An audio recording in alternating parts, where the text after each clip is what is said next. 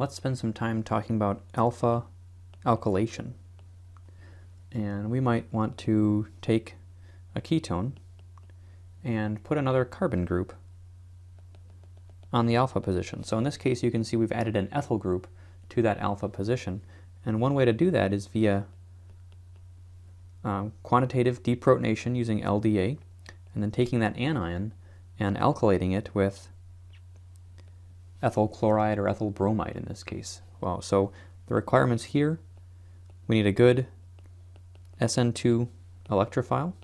So you can't use like a tertiary chloride or a tertiary bromide.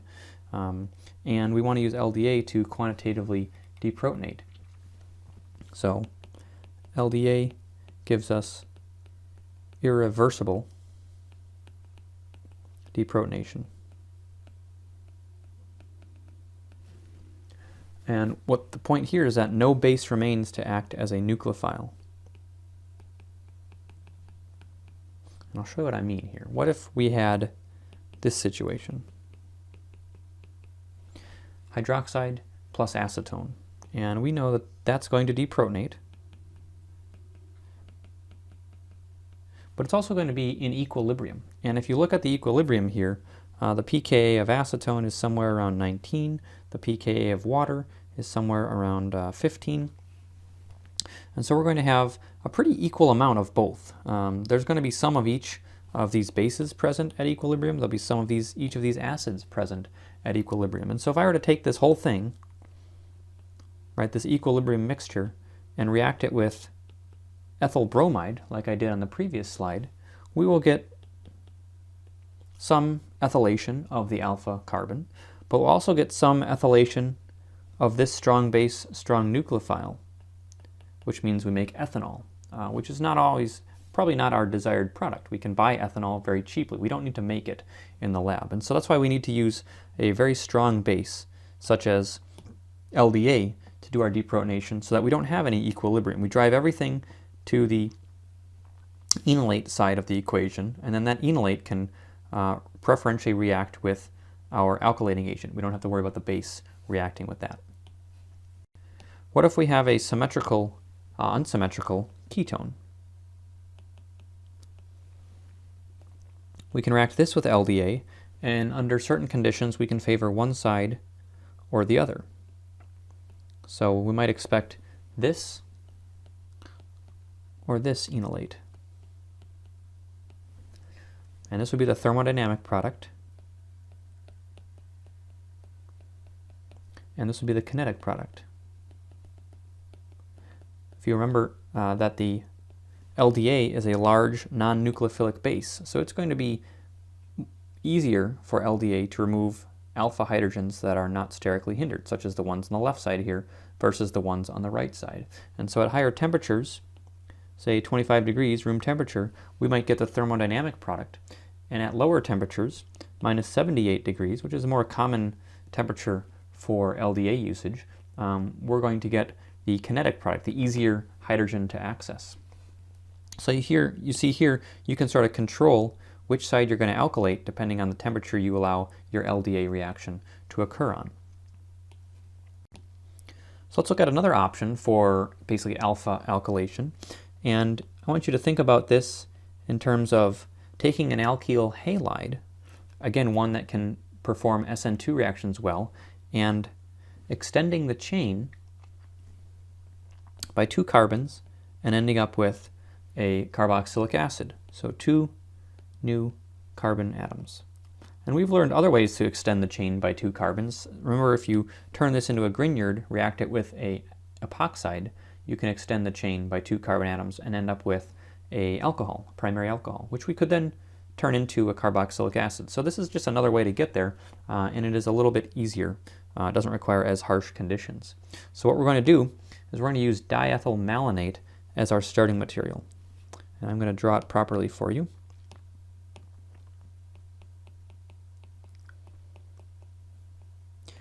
Really, the R group of the ester is not important, because as you see in our final product, it doesn't exist.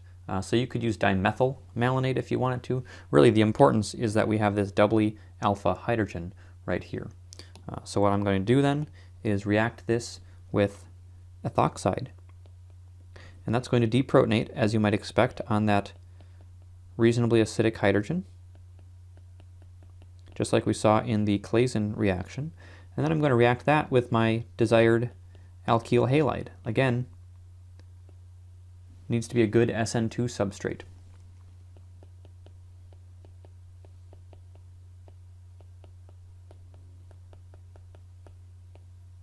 So there's my 3-carbon chain that I just added here. We are in base, so the possibility exists that we might remove that H as well. That's because that means we'll follow this up with mild acid workup. And as we learned in chapter 21, if I use acid and water to hydrolyze esters, I'm going to make carboxylic acid. So that's going to be the product of this step.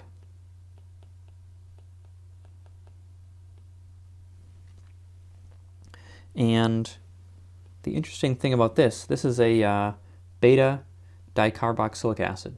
So we have 2 acids in a 1,3 relationship. If we use heat, we can lose one of those carboxylic acids in the form of CO2. So that's quite interesting. So let's look at how that might occur. We actually don't need any more acid in this case. We just need to redraw our molecule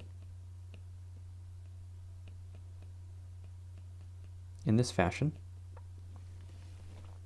And then we need to draw a mechanism that makes a new OH bond, makes a new CO double bond, and breaks this CC bond so that we can lose CO2. So I'm going to circle what's going to become CO2 in red here. So that's going to be our CO2 piece.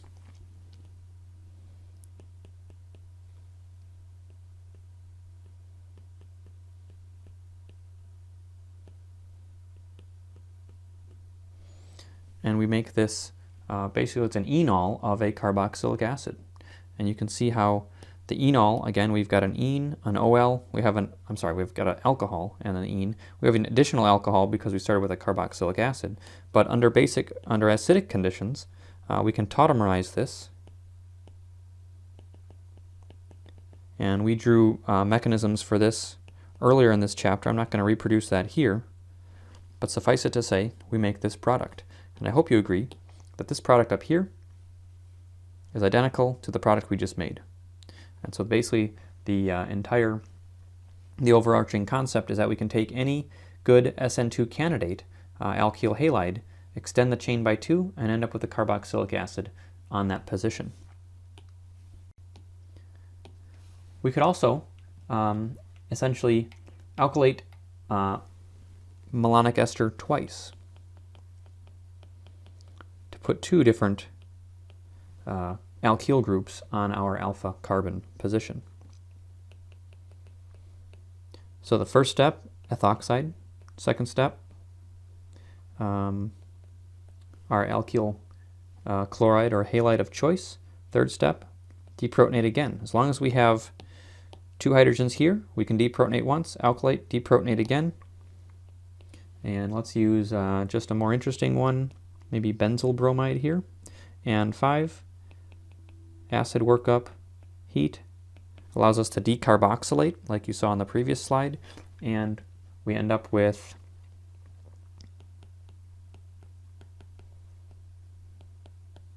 where our original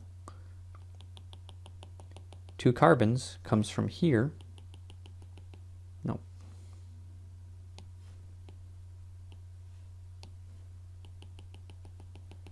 So there's our original 2 carbons, and you can see that I've added the ethyl group, 1, 2 carbons here, and the benzyl group, the phenyl with a benzylic position added as well. And so now I've taken my carboxylic acid and added 2 different R groups in a multi-step sequence. Now I could have added the ethyl group 4th if I wanted to, and added the benzyl group 2nd. It doesn't matter. The order is not important.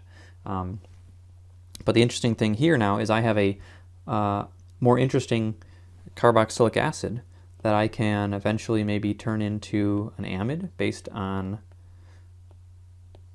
reactions I learned about in the carboxylic acid derivative chapter. I could reduce this to an alcohol and then I could do chemistry on that alcohol. So I'm being able to more increase the complexity of my substrates. And one final example is the acetoacetic ester synthesis.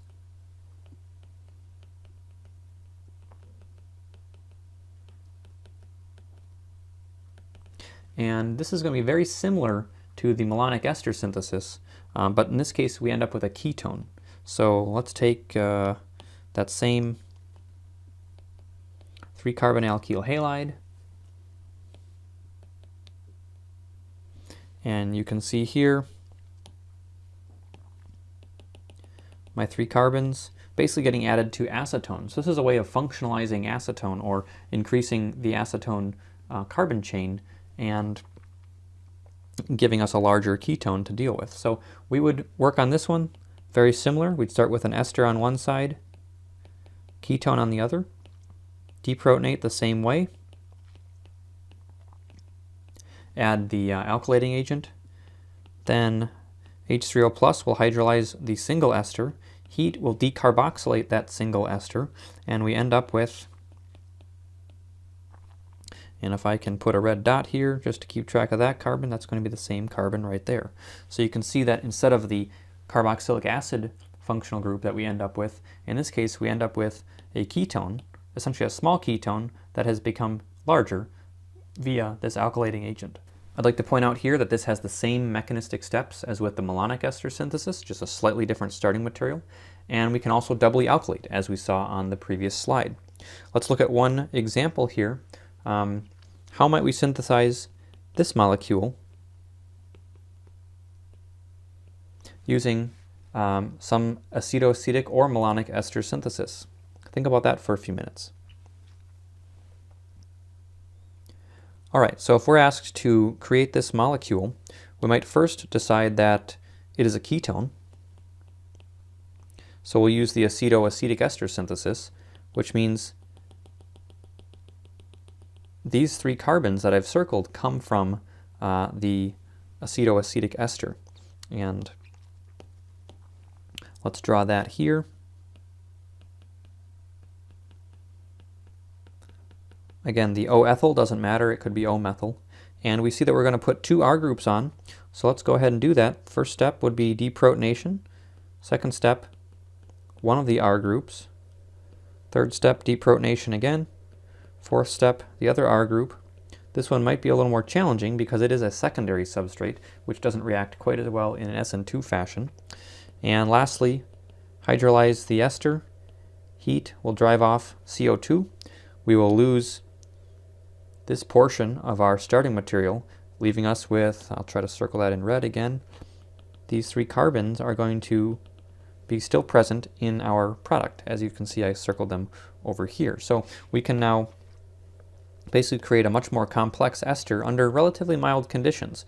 This base doesn't require high temperatures to deprotonate. It's not an extremely strong base like LDA. It's not that expensive. These alkylating agents are pretty cheap. They're easy to come by.